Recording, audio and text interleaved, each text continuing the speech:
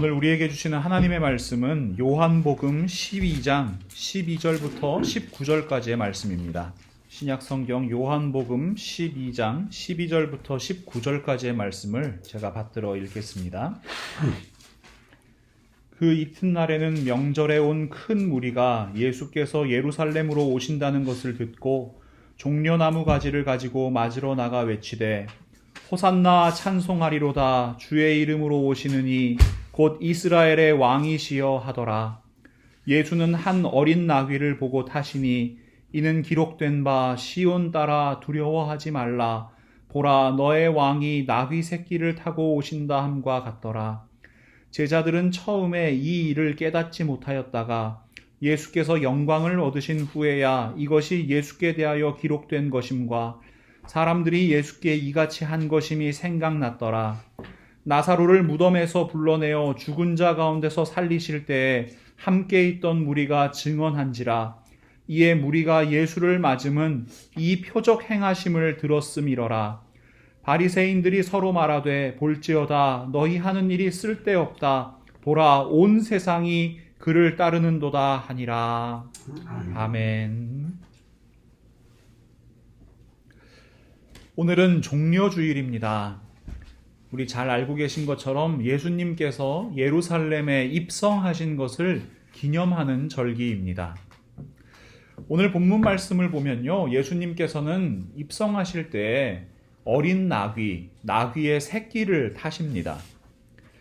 이것은 이 일이 일어나기 약 600년 전에 기록된 구약성경 스가랴 9장 9절 말씀을 그대로 이루시기 위함이었습니다. 스가랴 9장 9절 말씀입니다. 시온에 따라 크게 기뻐할지어다. 예루살렘에 따라 즐거이 부를지어다. 보라 내 왕이 내게 임하시나니 그는 공의로우시며 구원을 베푸시며 겸손하셔서 나귀를 타시나니 나귀의 작은 것 곧 나귀 새끼니라. 이 스가랴 9장 말씀은 하나님께서 구원을 선포하시는 말씀입니다. 이방 민족으로부터 여러 핍박을 받던 하나님의 백성들이 회복될 것을 약속하시는 말씀입니다. 특별히 이 바벨론 포로 생활에서 해방되어 예루살렘에 돌아온 이 유대인들에게 다시 소망을 주시는 말씀이 바로 스가랴의 말씀입니다. 바벨론 포로 생활에서 해방돼서 예루살렘으로 돌아온 이스라엘 백성들은 가장 먼저 무너진 하나님의 성전을 재건하고자 하였습니다. 주전 536년에 하나님의 은혜 가운데 이 성전의 기초가 놓이게 됩니다. 에스라 3장 10절과 11절 말씀은 이 장면을 이렇게 기록합니다. 건축자가 여호와의 성전의 기초를 놓을 때에 제사장들은 예복을 입고 나팔을 들고 아삽 자손 레위 사람들은 제금을 들고 서서 이스라엘 왕 다윗의 규례대로 여호와를 찬송하되 찬양으로 화답하며 여호와께 감사하여 이르되 주는 지극히 선하심으로 그의 인자하심이 이스라엘에게 영원하시도다 하니 모든 백성이 여호와의 성전 기초가 놓임을 보고 여호와를 찬송하며 큰 소리로 즐거이 부르며. 여러분 얼마나 기뻤을까요? 얼마나 감격스러웠을까요? 70년 전 이 바벨론의 포로로 잡혀갈 때 이 바벨론의 느부갈네살 왕은 이 예루살렘을 완전히 황폐하게 만들어 버립니다. 하나님의 성전, 솔로몬 성전이라고 불리는 그 제1성전이 돌 위에 돌 하나도 남겨지지 않을 만큼 철저하게 파괴되었습니다. 그런데 이제 포로 생활로부터 돌아온 이스라엘 백성들이 성전의 기초 공사를 시작하게 되었습니다. 여러분 그 모습을 바라보면서 사람들은 찬양하며 기뻐하였습니다. 그러나 이런 기쁨도 잠시뿐이었습니다. 여러 대적들의 방해가 시작됩니다. 에스라 4장 4절부터 6절 말씀인데요. 이로부터 그 땅 백성이 유다 백성의 손을 약하게 하여 그 건축을 방해하되 바사왕 고레스의 시대로부터 바사왕 다리오가 즉위할 때까지 관리들에게 뇌물을 주어 그 계획을 막았으며 또 아하수에로가 즉위할 때 그들이 글을 올려 유다와 예루살렘 주민을 고발하니라. 대적들의 방해는 아주 조직적이었고 또 적극적이었습니다. 대적들은 무력을 사용해서 이스라엘 백성들이 성전 건축하는 걸 막아섰습니다. 그리고 그 당시 이 지역을 다스리던 페르시아의 관리들에게 뇌물을 주고요. 페르시아의 황제에게 상소를 올려서 성전 건축이 더 이상 이루어지지 못하도록 막았습니다. 포로 생활에서 돌아온 사람들의 마음이 어땠을까요? 그들은 낙심하였습니다. 소망이 가득했던 이스라엘 백성들의 마음에 절망이 찾아왔습니다. 그들은 분명히 선한 일을 시작했습니다. 하나님의 성전을 다시 세우는 일이었습니다. 여러분, 예루살렘에 돌아온 이 이스라엘 백성들이 성벽을 먼저 지었을까요? 성전을 먼저 지었을까요? 네, 우리 상식대로라면 뭘 먼저 지어야 돼요? 성벽을 먼저 지어야죠. 왜냐하면 그들을 보호할 걸 먼저 세워놓고 그 다음에 성전을 지어야 될 것 같잖아요. 그런데 반대였어요. 이스라엘 백성들은 성전을 먼저 짓고 성벽은 나중에 짓게 됩니다. 여러분, 하나님을 예배하고 찬양할 수 있는 성전에 그들의 우선순위를 두었습니다. 그런데 여러분, 그들에게 찾아온 것이 무엇이었습니까? 만사형통이었습니까? 아니에요. 핍박과 고난이었습니다. 다 잘 될 줄로만 알았습니다. 하지만 그들은 높은 방해의 벽에 부딪히게 되었습니다. 그렇게 성전 건축은 중단되게 되었고 무려 16년 동안 성전은 기초공사만 마친 채로 방치되었습니다. 그러나 하나님께서는 다시 그들에게 말씀하십니다. 에스라 5장에서요. 선지자들 곧 선지자 학개와 id도의 손자 스가랴가 이스라엘의 하나님의 이름으로 유다와 예루살렘에 거주하는 유다 사람들에게 예언하였더니 이에 스알디엘의 아들 수룹바벨과 요사닥의 아들 예수아가 일어나 예루살렘에 있던 하나님의 성전을 다시 건축하기 시작하매 하나님의 선지자들이 함께 있어 그들을 돕더니 하나님께서요 학개 선지자 스가랴 선지자를 들어서 하나님의 말씀을 선포하게 하십니다. 다시 힘을 내라고요. 다시 성전을 건축하라고요. 학개 선지자를 통해 이렇게 말씀하십니다. 학개서 1장 13절과 14절 말씀입니다. 그때 여호와의 사자 학개가 여호와의 위임을 받아 백성에게 말하여 이르되 여호와가 말하노니 내가 너희와 함께 하노라 하니라.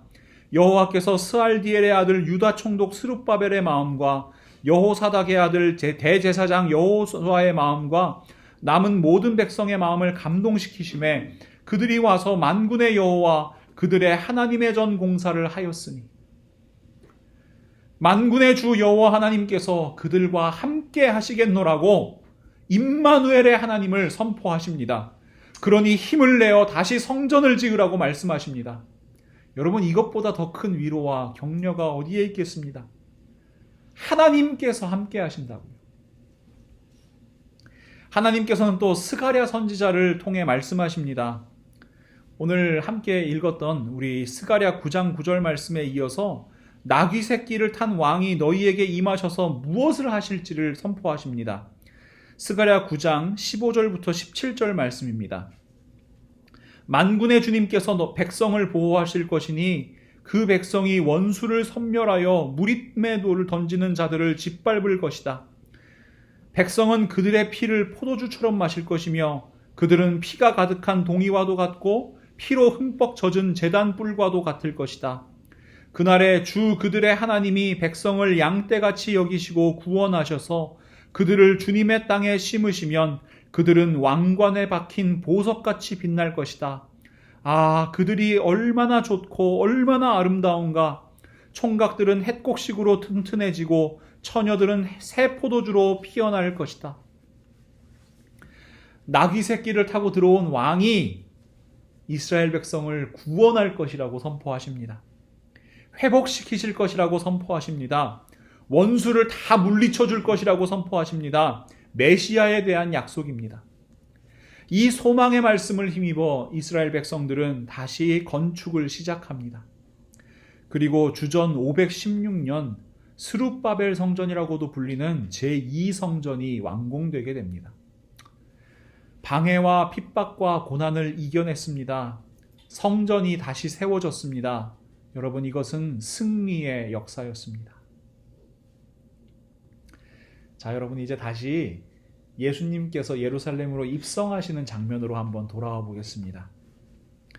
예수님께서 예루살렘으로 가시는 길에 수많은 사람들이 모여들었습니다. 예수님께서 행하신 놀라운 기적들, 가르침, 그 모든 소문을 들은 사람들이 예수님께서 가시는 이 길 옆을 가득 메웠습니다. 본문 말씀에 따르면 사람들은 얼마 전 예수님께서 죽은 지 나흘이나 됐던 이 나사로를 살리신 것을, 그 소식을 들었습니다. 그러니 여러분, 인정하지 않을 수 없었습니다. 여러분, 죽은 사람을 살릴 수 있는 자가 메시아밖에 더 있겠습니까? 하나님의 사람밖에 더 있겠습니까? 그래서 사람들은 모여들었던 거지요. 또한 유대인들은 이 스가랴 선지자의 글을 잘 알고 있었습니다. 유대인들은 그 승리의 역사를 잘 알고 있었습니다. 그 메시아 예언이 그들에게 이루어지기를 기다리는 사람들이었습니다. 그래서 그들은 나귀 새끼를 타고 나타나신 예수님을 보고 직감했습니다. 와, 이 사람이야말로 바로 우리가 기다리던 메시아다. 우리의 구원의 왕이시다. 그래서 그들은 종려나무 가지를 들고 흔들면서 외칩니다. 호산나, 찬송하리로다. 주의 이름으로 오시는 이 곧 이스라엘의 왕이시여. 유대인들은 그들이 그토록 기다리던 메시아가 이제 그들을 로마 제국의 압제로부터 구원해 주기를 바랬습니다. 모든 원수들을 무찌르고 그들에게 다시 승리의 역사를 가져다 주기를 기대했습니다. 예수님께서 그들의 바람과 기대를 충족시켜 주실 이스라엘의 왕이 되기를 소망하며 힘을 다해서 외쳤습니다. 호산나, 호산나. 그런데 말입니다. 지금 예수님의 마음은 어떠실까요? 수많은 무리들이 나와서 예수님을 환영하고 있으니까 참 기쁘셨을까요? 신나셨을까요? 지금까지 3년 동안 열심히 사역해 오신 그 모든 것을 보상받는 기분이셨을까요? 왕이라고 지켜 올려주니까 아주 으쓱해지는 그런 마음이셨을까요? 아닙니다.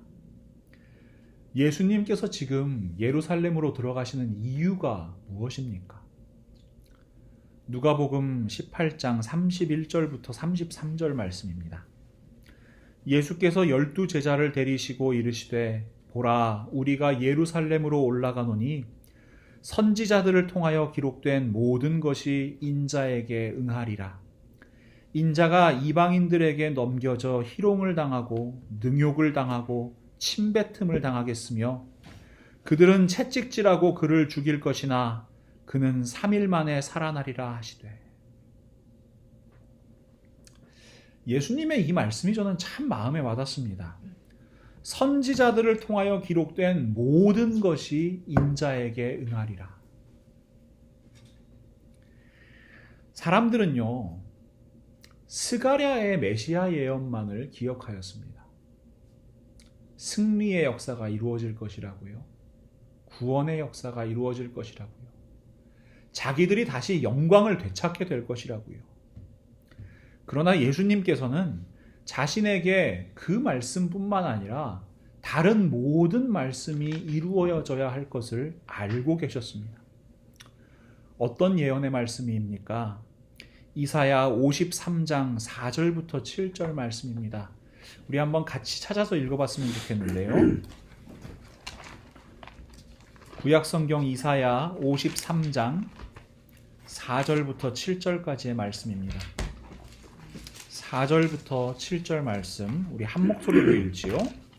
그는 실로 우리의 질보를 지고 우리의 슬픔을 당하였거늘 우리는 생각하기를 그는 징벌을 받아 하나님께 맞으며 고난을 당한다 하였노라. 그가 찔림은 우리의 허물 때문이요 그가 상함은 우리의 죄악 때문이라. 그가 징계를 받음으로 우리는 평화를 누리고 그가 채찍에 맞음으로 우리는 나음을 받았도다. 우리는 다 양 같아서 그릇 행하여 각기 제 길로 갔거늘 여호와께서는 우리 모두의 죄악을 그에게 담당시키셨도다. 그가 곤욕을 당하여 괴로울 때에도 그의 입을 열지 아니하였으며 마치 도수장으로 끌려가는 어린 양과 털 깎는 자 앞에서 잠잠한 양같이 그의 입을 열지 아니하였도다. 아멘. 예수님께서는 자신에게 이루어질 하나님의 말씀이 이사야 선지자의 예언임도 분명히 알고 계셨습니다.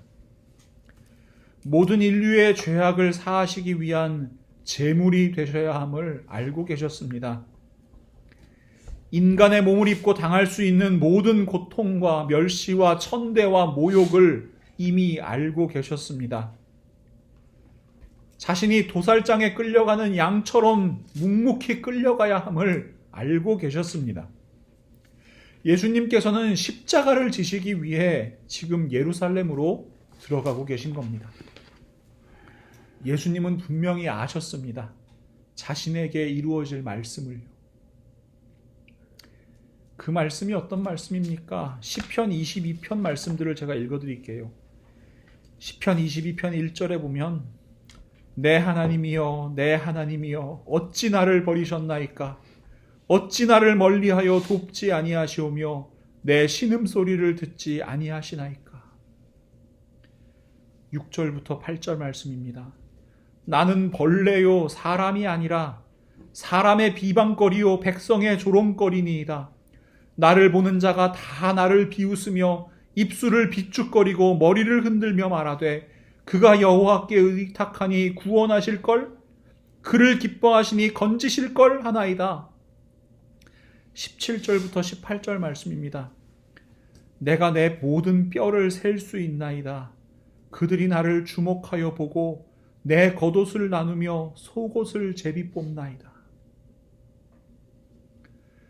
예수님께 이루어질 하나님의 말씀은 참으로 고통스러운 것이었습니다. 엘리 엘리 라마 사박다니 나의 하나님 어찌하여 나를 버리시나이까? 예수님께서 외치셔야 할 만큼 고통스러운 것임을 이미 아셨습니다. 예수님께서는 이 모든 하나님의 말씀들이 자신에게 이루어질 것이라는 것을 분명히 아셨습니다. 심지어 예수님께서는요, 지금 호산나를 외치며 자신을 환영하고 있는 무리들이 일주일도 지나지 않아서 예수님을 향해 무엇이라고 외칠지도 분명히 알고 계셨습니다. 마가복음 15장 12절에서 15절 말씀입니다. 무리들은 예수님을 향해 이렇게 외칩니다. 빌라도가 또 대답하여 이르되 그러면 너희가 유대인의 왕이라 하는 일을 내가 어떻게 하랴? 그들이 다시 소리 지르되 그를 십자가에 못 박게 하소서. 빌라도가 이르되 어찌 미냐 무슨 악한 일을 하였느냐 하니 더욱 소리 지르되 십자가에 못 박게 하소서 하는지라. 빌라도가 무리에게 만족을 주고자 하여 바라바는 놓아주고 예수는 채찍질하고 십자가에 못 박히게 넘겨주니라.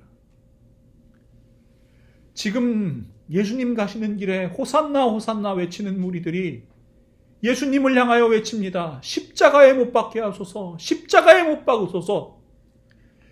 예수님께서는 모두 아셨습니다. 그러나 그 길을 묵묵히 걸어가셨습니다. 사랑하는 믿음의 동역자 여러분, 여러분께 묻겠습니다. 여러분이라면 이 모든 것을 알고도, 이 모든 고난과 핍박이 기다리고 있다는 것을 알고도 이 길을 가시겠습니까? 미리 안다면 그 길을 피하기 마련입니다. 부정적인 결과를 미리 알고 있다면 그 길 가지 않는 것이 우리의 상식입니다. 지금은 제가 그런 꿈을 잘 안 꾸는데 군대에서 전역하고 난 다음에 한동안 군대에 다시 입대하는 꿈을 꾸곤 했습니다. 아마도 육체적으로는 가장 힘들었던 시절의 기억이기 때문일 것입니다. 한여름 그 뙤약볕 아래에서 장교가 되기 위해 여러 가지 훈련들을 받는데 얼마나 힘이 들었던지 한 달 만에 체중이 50파운드가 줄어들었습니다. 산악행군을 하면서는 고통을 참기 힘들 때마다 우리 예수님은 이보다 무거운 십자가 지고 그 골고다 언덕으로 오셨는데 그 생각하며 한 걸음 한 걸음 견뎌냈던 기억이 지금도 생생합니다. 그런데 그때 함께 훈련받던 동기들과 많이 나누었던 이야기가 있습니다. 이 모든 것들을 미리 알았으면 못했을 거란 이야기입니다. 이 모든 걸 미리 알았더라면 이 길을 선택하지 않았을 거라는 이야기였습니다. 이것이 인간의 마음입니다. 그런데 예수님께서는요, 알고도 그 길을 가셨습니다. 왜요? 그것이 하나님의 뜻이었기 때문입니다. 그 길이 우리를 살리시는 길이었기 때문입니다. 예수님께서 고난받으시고 예수님께서 죽으셔야 우리를 살릴 수 있다는 것을 아셨기 때문입니다. 그 고난의 길에 생명이 있음을 아셨기 때문에 예수님께서는 알고도 그 길을 가셨습니다. 그리고 예수님께서 우리에게도 말씀하십니다. 마태복음 16장 24절 말씀입니다. 이에 예수께서 제자들에게 이르시되 누구든지 나를 따라오려거든 자기를 부인하고 자기 십자가를 지고 나를 따를 것이니라. 예수님을 따라오려면 자기 십자가를 지고 따라오라고 말씀하십니다. 예수님을 따라가는 길은 십자가의 길이라고 말씀하십니다. 이것이 우리 그리스도인들을 향한 예수님의 말씀입니다. 많은 사람들이 종려나무가지 흔들면서 호산나 외치는 유대인들의 마음으로 예수님을 믿습니다. 정치적인 메시아, 세상의 왕을 기대하는 마음으로 예수님을 믿습니다. 자기가 원하는 성경 구절만 이루어졌으면 좋겠다고 생각합니다. 그러니 예수님 믿으면 복 받는다고 말합니다. 예수님 믿으면 질병이 회복된다고 말합니다. 부자 된다고 말합니다. 예수님 믿으면 세상적으로 성공할 수 있다고 이야기합니다. 여러분 정말 그렇습니까? 예수님께서 그렇게 말씀하셨습니까? 예수 그리스도를 만나고 또 예수 그리스도를 믿고 예수 그리스도와 함께 죽고 예수 그리스도와 함께 살았던 사람, 사도 바울은 이렇게 선포합니다. 빌립보서 1장 29절 말씀입니다. 그리스도를 위하여 너희에게 은혜를 주신 것은 다만 그를 믿을 뿐 아니라 또한 그를 위하여 고난도 받게 하려 하심이라. 사도 바울은 예수 그리스도의 말씀 들은 사람입니다. 그러니 선포합니다. 예수 그리스도를 믿는다는 것은 고난의 길이라고요. 십자가의 길이라고요. 여러분, 예수님 믿는다는 것을 세상 복 받기 위한 도구로 착각하지 마십시오. 예수님 믿는 것을 세상의 부귀영화나 성공과 지위와 동일시하지도 마십시오. 기복신앙, 번영신학, 이제는 버리십시오. 그것은 값싼 복음입니다. 그것은 거짓 복음입니다. 예수님께서는 그런 말씀을 하신 적이 없습니다. 기억하십시오. 나는 예수님 믿는 사람입니다. 나는 예수 믿는 사람입니다. 고백하는 것은 나는 예수님을 위해 고난받겠습니다 하는 선언입니다. 십자가의 길인 것을 알고도, 고난과 핍박이 있는 길임을 알고도, 어려운 길임을 알고도 그 길을 걷겠다는 고백, 그것이 바로 예수님을 믿는다는 믿음의 고백입니다. 사도 바울은 입술로만, 말로만 고백하는 사람이 아니었습니다. 알고도 그 길을 걸어간 믿음의 사람, 바로 사도 바울입니다. 사도 바울은 우리가 고린도전서 성경 공부에서 함께 한 것처럼 유럽과 소아시아의 여러 교회들로부터 예루살렘 교회를 돕기 위한 연보를 모았습니다. 그리고 그 연보를 전달하기 위해서 예루살렘으로 출발합니다. 두로에 도착해서 제자들을 만나 함께 시간을 보냅니다. 그런데 제자들이 바울에게 예루살렘으로 올라가지 말라고 이야기합니다. 사도행전 21장 4절 말씀입니다. 제자들을 찾아 거기서 이래를 머물더니 그 제자들이 성령의 감동으로 바울더러 예루살렘에 들어가지 말라 하더라. 참 이상하지요. 성령의 감동이면 올라가라고 할 것 같은데 가지 말라고 합니다. 그 이유를 사도 바울이 가이사랴에 도착했을 때 분명히 알게 됩니다. 사도행전 21장 10절부터 12절 말씀입니다. 여러 날 머물러 있더니 아가보라 하는 한 선지자가 유대로부터 내려와 우리에게 와서 바울의 띠를 가져다가 자기 수족을 잡아매고 말하기를 성령이 말씀하시되 예루살렘에서 유대인들이 이같이 이 띠 임자를 결박하여 이방인의 손에 넘겨주리라 하거늘 우리가 그 말을 듣고 그곳 사람들과 더불어 바울에게 예루살렘으로 올라가지 말라 권하니. 아가보라는 선지자가 성령의 감동을 받아서 예언하는 거예요. 사도 바울의 띠로 자기의 몸을 결박한 다음에 이 띠의 임자가, 그러니까 사도 바울이 예루살렘에 올라가면 이렇게 결박당할 거라고요. 이렇게 잡히게 될 거라고요. 이런 고난을 받게 될 것이라고요. 그러니 올라가지 말라고 이야기하는 겁니다. 바울과 선교 여행을 같이 하고 있던 사람들, 그리고 가이사랴에 있는 성도들이 모두 바울을 붙잡습니다. 예루살렘에 가면 잡힙니다. 바울 선생님, 예루살렘에 가면 잡힌다니까요?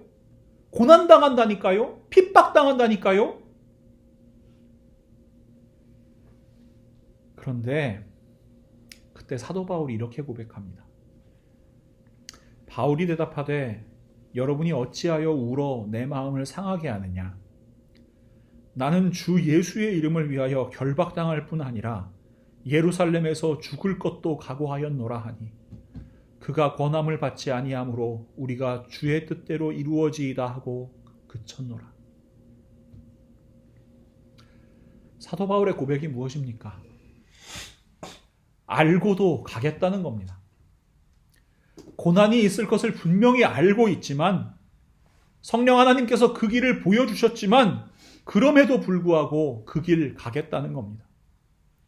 핍박이 있을 것을 분명히 알지만 그것이 하나님의 뜻이라면 그 길에 생명이 있다면 나는 그 길을 가겠노라. 이것이 사도 바울의 믿음의 고백입니다. 그러자 믿음의 동역자들이 함께 고백하는 겁니다. 주의 뜻대로 이루어지이다. 사랑하는 믿음의 동역자 여러분, 내일부터 우리는 고난주간을 보내게 됩니다. 이번 한 주간 우리의 믿음을 다시 한번 점검하기를 원합니다. 함께 기도하기를 원합니다. 어떤 기도입니까? 우리 예수님은 일주일 뒤의 고난을 너무나도 잘 아시면서도 어떻게 그 길 가실 수 있었습니까? 저는 이 기도 때문이라고 생각합니다. 마가복음 14장 34절부터 36절 말씀입니다. 말씀하시되 내 마음이 심히 고민하여 죽게 되었으니 너희는 여기 머물러 깨어 있으라 하시고 조금 나아가사 땅에 엎드려 될 수 있는 대로 이때가 자기에게서 지나가시기를 구하여 이르시되 아빠 아버지여 아버지께는 모든 것이 가능하오니 이 잔을 내게서 옮기시옵소서. 그러나 나의 원대로 마시옵고 아버지의 원대로 하옵소서 하시고 나의 뜻이 아니라 하나님의 뜻이 이루어지기를 바라는 마음, 이것이 바로 그리스도인의 믿음이요 그리스도인의 용기요 그리스도인의 결단입니다. 고난주간은요 단지 금식이나 절제를 통해서 자기 자신을 괴롭게 하는 날이 아닙니다. 단순히 예수님 얼마나 아프셨을까 그런 감상적인 고백을 하는 기간이 아닙니다. 고난주간은 나의 뜻을 꺾는 시간입니다. 고난주간은 나의 욕망을 꺾는 시간입니다. 나의 뜻이 꺾였을 때 하나님의 뜻이 세워짐을 고백하는 시간이요. 나의 마음이 가리워져야 우리 하나님 마음이 드러난다는 것을 고백하는 시간입니다. 그래야만 하나님 아버지의 뜻이 하늘에서와 같이 이 땅에 이루어지는 역사가 나타날 줄로 믿습니다. 우리는 알고도 가야 하는 사람들입니다. 고난을 알고도 그 길 가야 하는 사람들입니다. 어려움을 알지만 그 길을 선택해야 하는 사람들입니다. 우리는 그리스도인이기 때문입니다. 우리 함께 그 길 걸어갑시다. 예수님께서 걸으신 십자가의 길 묵묵히 하지만 용기 내어 걸어갑시다. 우리 예수님께서 그 못 박히신 손으로 우리의 손을 꼭 잡고 함께 걸어가실 것입니다. 그 예수님과 동행하는 이번 고난주간, 그리고 우리의 인생 될 수 있기를 우리 예수님의 이름으로 간절히 축원합니다. 아멘.